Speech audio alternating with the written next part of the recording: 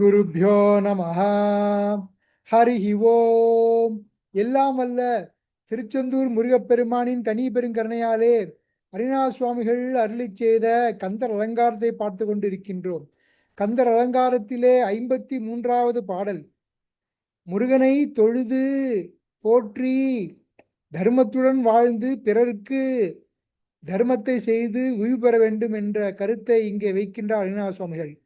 வேடிச்சு கொங்கை விரும்பும் குமரனை மெய்யம்பினால் பாடிக் கசிந்து உளபோத கொடாதவர் பாதகத்தால் தேடிப் புதைத்து திருடிக் கொடுத்து திகைத்து இழைத்து வாடிக்கிலேசத்து வாழ்நாளை வீணுக்கு மாய்ப்பவரே. வேடிச்சு கொங்கை விரும்பும் குமரை மெய்யன்பினால் பாடிக் கசிந்துள்ள போதே கொடாதவர் பாதகத்தால் தேடி புதைத்து திருட்டிக் கொடுத்து திகைத்திழைத்து வாடி கிலேசத்து வாழ்நாளை வீணுக்கு மாய்ப்பவரே. வள்ளிவிராட்டியை அன்போடு நேசிக்கும் முருகப்பெருமானை மெய்யன்பினால் பாடி கசிந்து உள்ளம் உருகி காதலாகி கசிந்து கண்ணீர் மல்கி மெய்யன்பினால் பாடி கசிந்து உள்ள போதே அப்படி முருகனை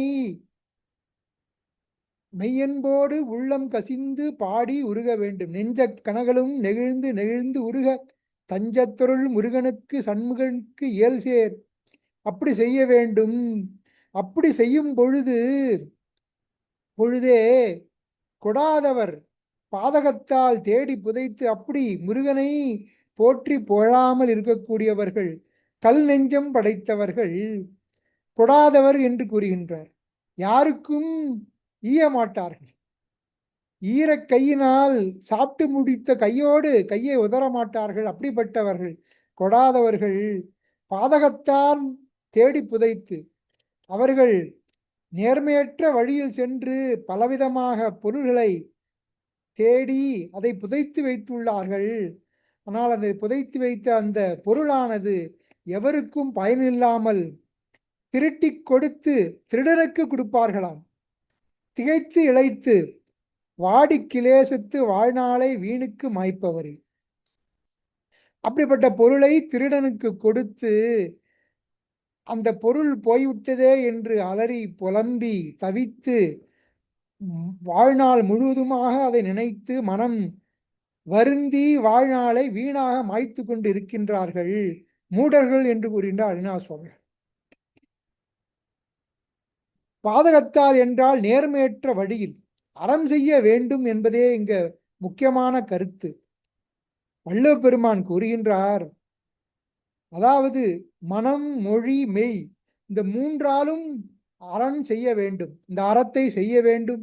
ஏனென்றால் அப்படிப்பட்ட அறத்தை செய்யாமல் போய்விட்டால் அது இந்த உடலில் இருக்கும் உயிருக்கு எந்தவித உத்தரவாதமும் கொடுக்காது. அதனால் எந்த வழியில் சென்றாலும் எப்படிப்பட்டு முயன்றாலும் எந்த காலத்திலும் எப்படிப்பட்ட நிலையில் இருந்தாலும் அறத்தை செய்ய வேண்டும், உய்வு பெற வேண்டும். ஒல்லும் வகையான் அறவினை ஓவாதே செல்லும் வாயெல்லாம் செயல். எப்பொழுதாவது எப்படியாவது எந்த நேரத்திலும் முயன்று அறத்தை செய்ய வேண்டும். செல்லும் வாயெல்லாம் செயல். மனம் மொழி மெய் மூன்றாலும் இயன்றளவுக்கு அறத்தை செய்ய வேண்டும் என்று கூறுகின்றார். அன்றறிவாம் எண்ணாது அறம் செய்ய மற்றது பொன்றுங்கால் பொன்றா துணை. அரண் வலியுறுத்தல் வாக்கு, வள்ளுவ பெருமான் வாக்கு. இன்றைக்கு நாளைக்கு என்று தள்ளி போடாமல் அன்றே அறத்தை செய்ய வேண்டும். அதுவே அந்த கடைசி வழிதுணைக்கு உற்ற துணையாக இருக்கும்.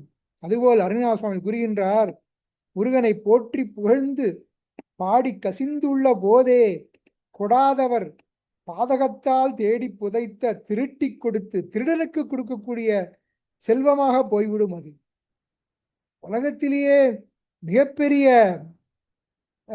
ஒரு வடமொழி கூற்று இருக்கின்றது. உலகத்திலேயே பெரிய கொடையாளி என்று கேட்டால் கஞ்சன். ஏனென்றால் அவன் எந்த விதமான பொருளை எல்லா விதமான பொருளையும் சேர்த்து வைத்து அதை தொடாமலேயே மற்றவர்கள் அனுபவிக்குமாறு அவன் சென்று விடுகின்றான். அப்படி இருக்கக்கூடாது. இருக்கும் பொழுது இயன்ற அளவுக்கு தானத்தையும் தர்மத்தையும் செய்து உய்வு பெற வேண்டும். கைத்துண்ட பொழுதே கரவாது அறம் செய்வின். இது நாலடியார் வாக்கு. ஈயார் தேட்டை தீயார் கொள்வார், கொன்றை வேந்தன் வாக்கு. நன்னறி கூறுகின்றது, இந்த கூற்றவன் வருகின்றான், அவன் வருவதற்கு முன்பாகவே அறத்தை செய்து உய்வு பெற வேண்டும். அப்படி செய்யாவிட்டால் என்ன மாதிரியான விஷயம்? ஒரு ஆறுகளில் தண்ணீர் வருகின்றது. தண்ணீர் அந்த மழை காலம் வருவதற்கு முன்பாகவே கரையை பலப்படுத்தி கரையை அங்கே உயர்த்தி அதை பலப்படுத்த வேண்டும். அப்படி செய்யாமல் மழைக்காலம் வந்தவுடன் ஆற்று வெள்ளம் பெருக்கெடுத்து ஓடும் பொழுது, அது உடைந்து ஓடும் பொழுது அப்பொழுது சென்று கரையை அங்கே பலப்படுத்தினால் என்ன பயன்? அது ஒரு பயனும் இல்லை. கொள்ளும் கொடும் கூற்றம் கொள்வான் குறுகுதல் முன் உள்ளம் கசிந்து அறம் செய்து உய்கவே. வெள்ளம் வருவதற்கு முன்னர் அணைகோலி வையார் பெருகுதற்கண் என் செய்வார் பேசு என்று நன்னறி வாக்கு. அதுபோல் உள்ளம் கசிந்து உருகி அறம் செய்ய வேண்டும். கொடாமல் இருக்கக்கூடாது. முருகப்பெருமான் தாளை பணிந்து உய்வு பெறும் அடியார்கள் தம்மால் இயன்றவற்றை செய்ய வேண்டும். கரவாது இடுவாய் வடிவேல் இருதால் நினைவாய் என்று கந்தர் அனுபூதி வாக்கு.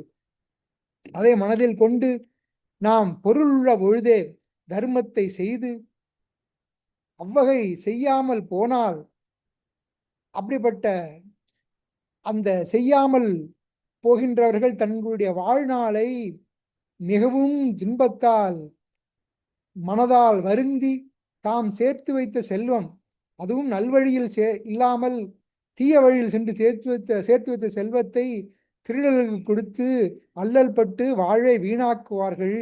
அப்படி இருக்கக்கூடாது. நல்வழியில் சென்று தர்மத்தை செய்து அங்கே நிஷ்காம தர்மானுஷ்டானம் செய்து எந்தவித எதிர்பார்ப்பும் இல்லாமல் இயன்றவரை முடிந்த அளவுக்கு நாம் அந்த அறத்தை செய்து, அறம் செய்யும் பொழுது முருகனை நினைத்து உய்வு பெற்று முருகனை போற்றி புகழ்ந்து உய்வு பெற வேண்டும். இதுவே அருணாச சுவாமிகள் வாக்கு.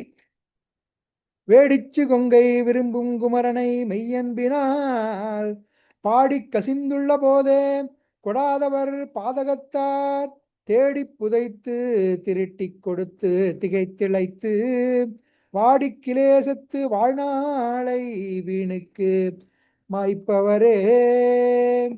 தென்னாடுடைய சிவனே போற்றி, எந்நாட்டவர்க்கும் இறைவா போற்றி, காவாய் கனகதிரளே போற்றி, கைலை மலையானே போற்றி போற்றி, தன் கடன் அடியேனையும் தாங்குதல் என் கடன் பணி செய்து கிடப்பதே. வெற்றிவேல் முருகனுக்கு அரகரோகரா.